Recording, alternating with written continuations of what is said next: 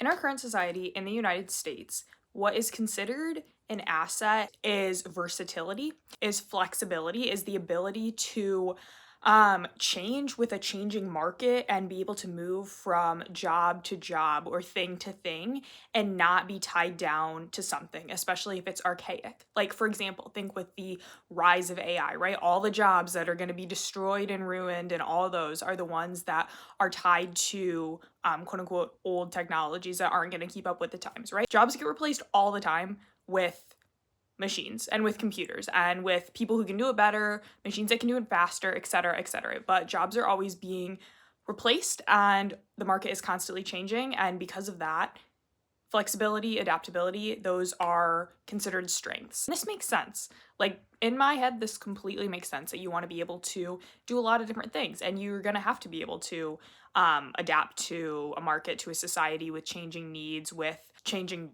job availability. Like, this makes sense.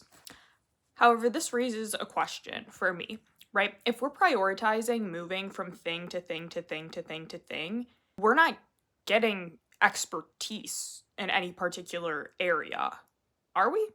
I think of this tweet that I see quite often, and it's something along the lines of somebody saying that I'm not meant for this society, I'm meant for a deep 7-year apprenticeship to learn a certain skill or a trade. And that really leads me to think we don't have that. Like, yes, you go to college, yes, you get a degree, but you want to know what the most popular degrees are? Communications, business, and those are not the same as necessarily a deep skill that you know inside out.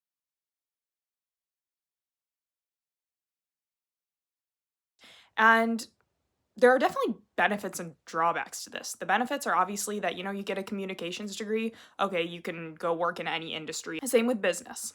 Same with a lot of other majors out there. Same with, I would argue, most majors out there, besides stuff like that is specifically medical geared or pre-professional programs. And I feel like a bit of a hypocrite saying this because I am an advocate for a liberal arts education and getting a variety of tools in your toolbox, I guess, for lack of a better word. But at the same time, it does lead me to wonder about how we approach innovation in our society. Because when I think about innovation, and granted, this is coming from someone who's not an inventor, I am not Steve Jobs, I am not Bill Gates, but when I think about innovation, does that not require expertise and deep knowledge of one particular field? In my opinion, it does, because if you, in our job market, bear with me, if you're focused on moving from position to position with the ability to do a large range of things and not necessarily specializing in any single one because you don't want to tie yourself down to something, when you don't know what's going to happen in 5 years and 10 years, if that will even be a job or a position or a skill that will even be in demand anymore. When you are just knowledgeable in many things instead of having deep knowledge of one particular thing. And I think of this like horizontal integration and vertical integration from back in the robber baron age of the late 1800s, right?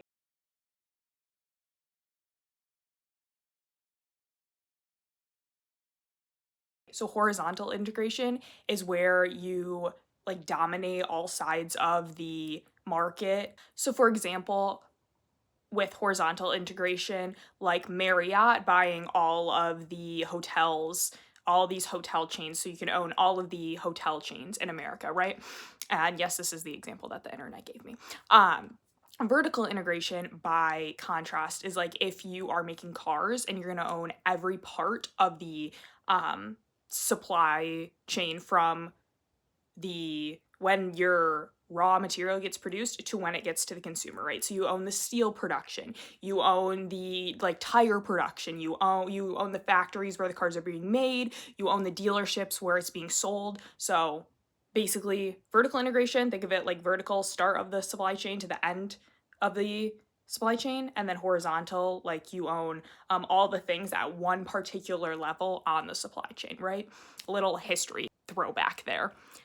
Anyways, the point of this all is that if we are only prioritizing in our society being able to like horizontally move from thing to thing at a different level, and we're not prioritizing deep knowledge in one specific industry and deep knowledge of one specific thing, how are we going to produce innovators? How are we going to produce people who truly know different industries and different fields and are able to innovate within them, solve problems, people deeply familiar with certain parts of our society? If we're just prioritizing being able to move from thing to thing to thing, then we don't have anyone who has that deep knowledge. And if you don't have that deep knowledge, you're not going to be able to create innovations and create things to better our society because you don't have that background.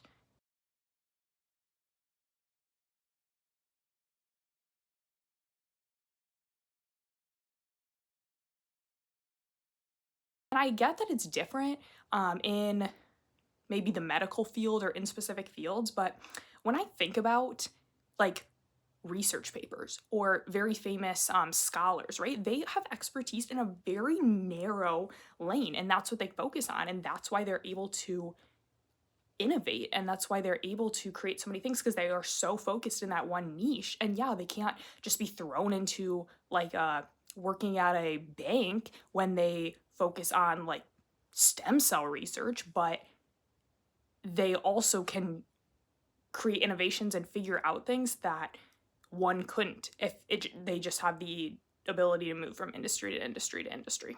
So this was more the social structural commentary part of the video. Now I want to talk about a little bit about how this affects us in our everyday life. So again, for the average person, the ability to be versatile, that is a considered an asset, right?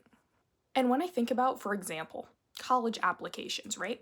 What is prioritized is yes, you have invested yourself in certain fields, but you're a bit of an anomaly, right? You have expertise in a variety of different things. Like they can't pin you down as someone who just does this or just does that. Like then you're one dimensional, right? You have to be three dimensional. You have to have all the different things, right? You have to be the soccer star, but then you also should, you can do debate team captain, and then you can do behind the scenes for the musical. And like you're supposed to show dedication to all these different things. And no, I'm not a college admissions advisor, and no, I'm not the person who's determining whether people get in, but that is what the advice I was certainly given is to excel in a few different fields, not to hone yourself in and focus only on one. And this is the environment that our children of our society are being raised in, is specialize in a variety of different things, try everything. And like, yes, I'm very much an advocate for trying everything. However, I think this is a double-edged sword. Some days I think about how time passes and what do I have to show for this, month of my life? Did I necessarily excel in when I think about like free time? Like, did I necessarily go above and beyond in any particular thing? No, not really, because I'm thinking about doing something in all these different fields and not necessarily prioritizing one field or one goal or one thing that I want to do, right?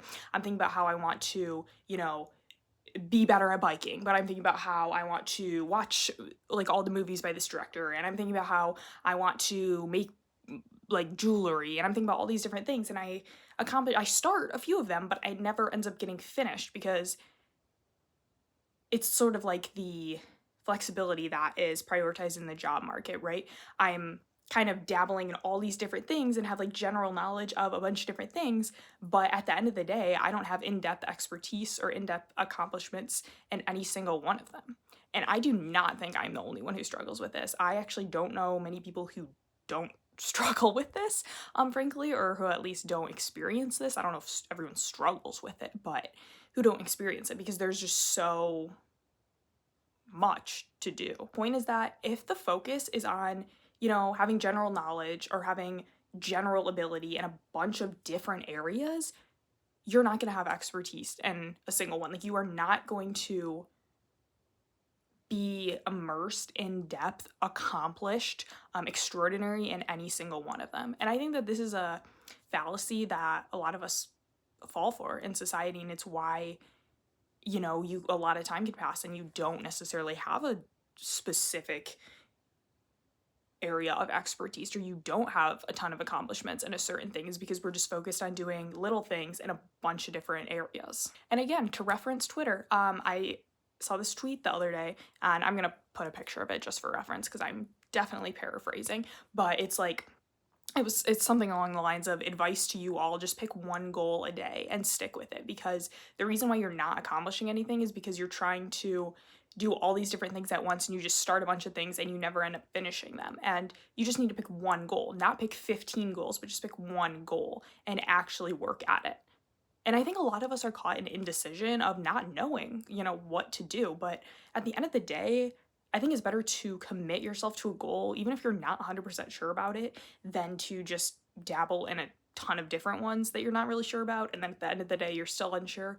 But if you commit yourself to a goal, even if you're not really sure on it, or you commit yourself to one thing, at least you can achieve something in there. And if it's not for you at the end, okay, then I guess you can find something else, but at least accomplish something, or at least make significant progress in one area. And maybe you'll end up actually loving it even more than you thought you would. And I get that this whole conversation was very vague and hypothetical and theoretical, but I do think it was an interesting point that I have been thinking about. And I also just think that if I were to give a piece of advice to people, it would just be to commit to one thing right now and not try to be versatile in everything. Sometimes flexibility is a curse. And I would encourage everyone to pick one thing and commit to it. It could be a goal a day, but maybe it's more of like a larger goal. It's like a goal a summer, or a goal this particular month, not 10 different goals, just one thing. And be serious about it. It's not just something you dabble in, but one goal that you're actually serious about, not 15 goals that you're kind of semi-serious about. And maybe I'll do a progress check and see how my little resolution to do this ends up going in a few months. But that is my advice. These thoughts are also inspired by a book that I read that I will put in the bio, or I'll put a picture of it here. It's called Capitalist Realism. And thank you guys for watching, and go pick something to commit to today.